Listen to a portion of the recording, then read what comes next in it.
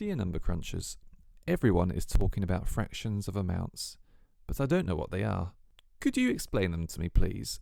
I feel as though I'm missing out. Thanks a million, William from Bristol. Let's start with this example of half of 8. Let's draw a bar, and this bar is worth 8. And because we want to find half of 8, let's split it into halves. Now we need to put the same number into 2 boxes so that the total is 8. And that number is 4. 4 add 4 is 8. So that means that half of 8 is 4. Let's look at 1/5 of 15. We'll draw the bar again, and this bar is worth 15. Because we're looking at fifths, we want 5 equal pieces. This time we need to think of 5 of the same number that would make 15. Well, 3, 6, 9, 12, 15. Okay, I can put 3 in every box. But because I only want 1/5 of 15, I just pick one of the boxes.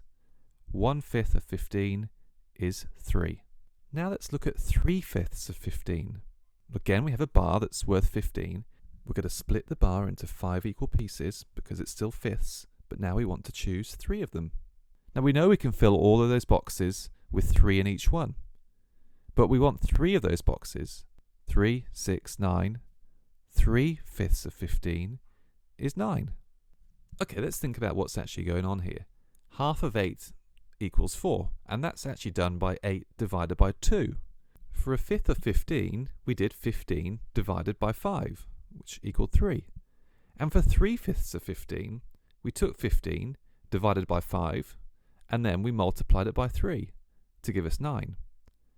So what's actually happened is, to find the fraction of an amount, we divide the amount by the denominator and then multiply by the numerator.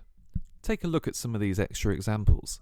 1/3 of 21 is just 21 divided by 3, which is 7. 1/8 of 80 would be 80 divided by 8, which is 10. And 4/7 of 35 would be 35 divided by 7 and then multiplied by 4. And that gives you 20. And there you go. I hope that helps. Good luck.